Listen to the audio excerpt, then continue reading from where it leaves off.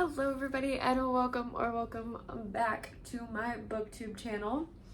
Today I'm going to be doing another recommendations video. This time it is specifically going to be summer books, and it kind of is going to include some books that I want to read this summer. So basically I'm going to go over a few of my favorite summer reads or books that I think really give like a good summery feel. And then I'm also going to go over some books that I want to read this summer and that I predict will be good summer reads. So that way you guys can let me know if you've read them and you think that they're a good fit for a summer beachy read, or you can add your own and comment down below. Basically, in about a week, oh my god, that is panicking.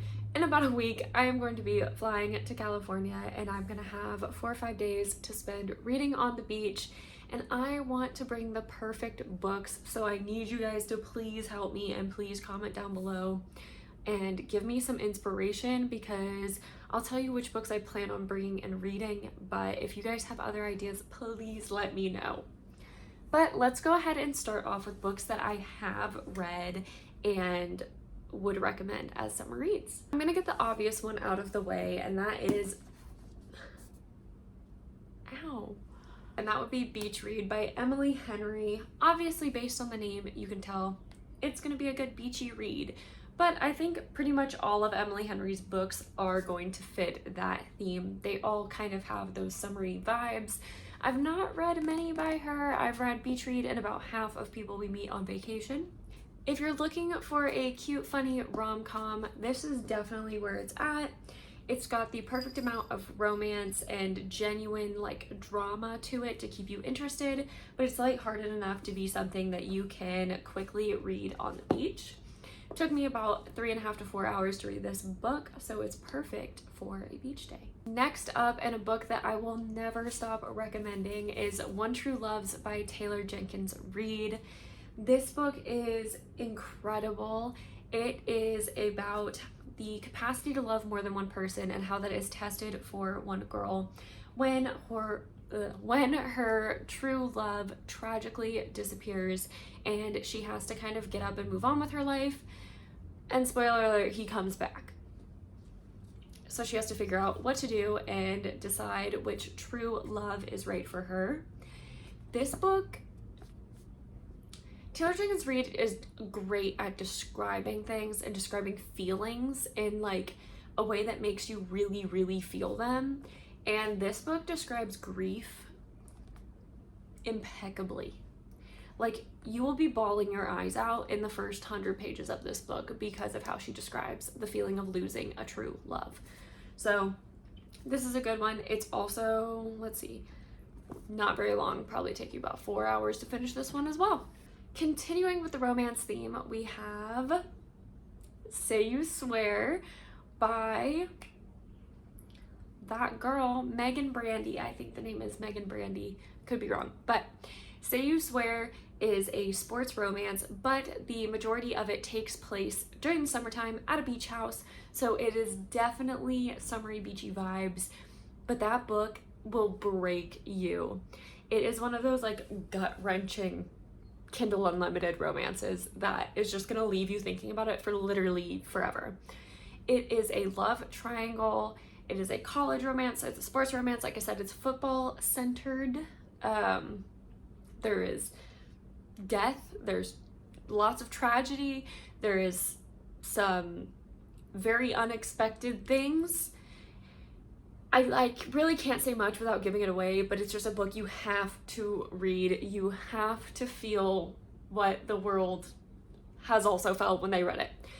I will say the first bit of it is pretty slow, so it might be kind of an airplane read, kind of, you know, you got nothing better to do. But once you get to like the halfway final third, you're gonna be like shook. Incredible. Cannot recommend it enough. Say You Swear.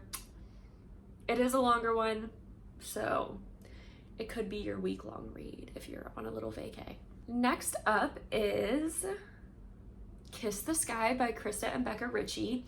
Now, if you know me and you've watched some of my videos in the past, you know that the Addicted series is not a series that I love.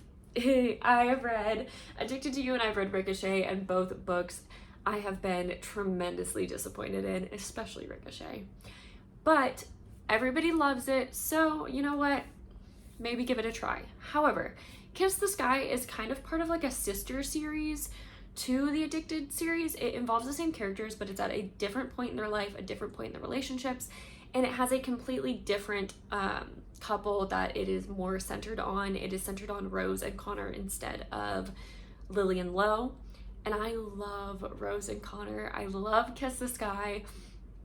Basically, the whole family lives in this house and they're millionaires, and people want to film a like a reality TV show about the family. And it's so good, it's so juicy, you get really attached to the characters, and it is, oh, I love it. Love Kiss the Sky. And I will definitely be picking up the rest of the Addicted series because I want to get to the point where I feel like I did when I felt like how I felt.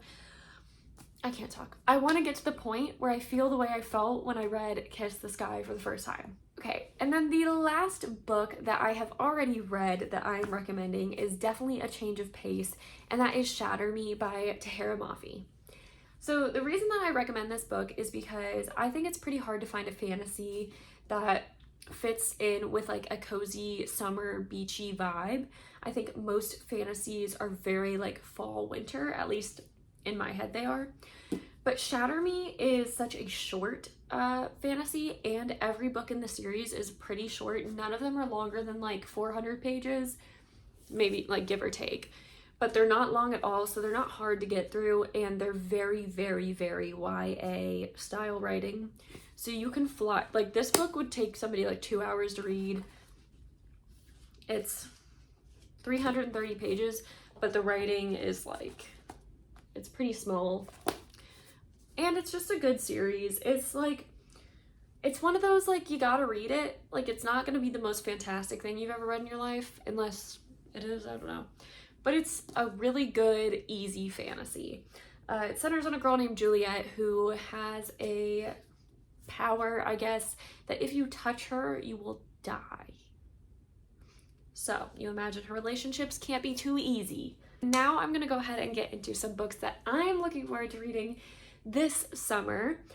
I will say so far, I've been really clinging to YA, old cozy style writing. Right now I'm reading Shiver, which is a YA werewolf romance.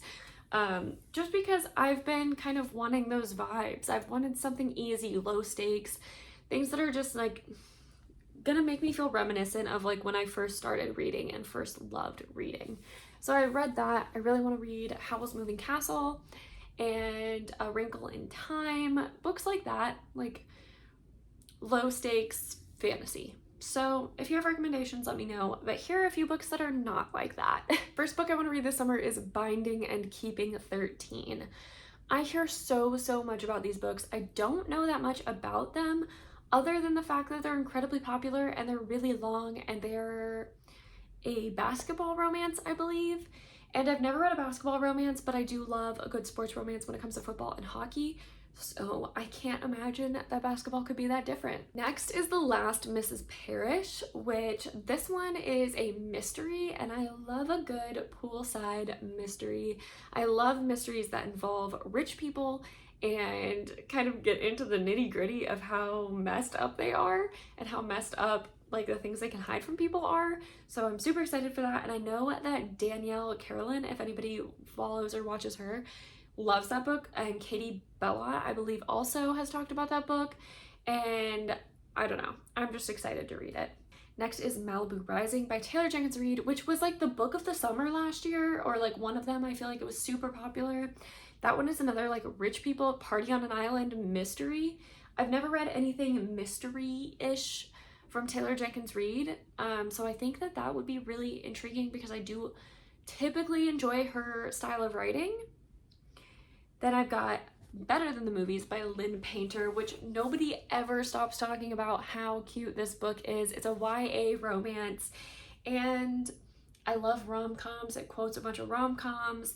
I just think that that would be a good time and something really nice to read to like just be a little mood booster. So I think that one's gonna be great.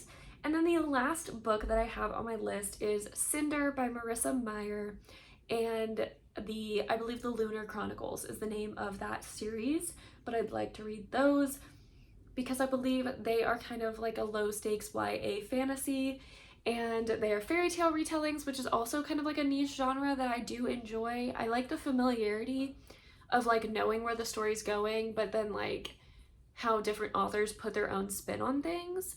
So I'm super excited for that. I think that's one that I'm going to take on my trip.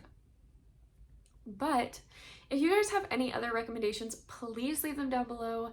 Please give this video a like and subscribe, and stay tuned to see what I think of some of these books that I plan on reading, and to hear more about the books I end up bringing on my trip. Thank you guys so much for watching, and I will see y'all very soon. Bye!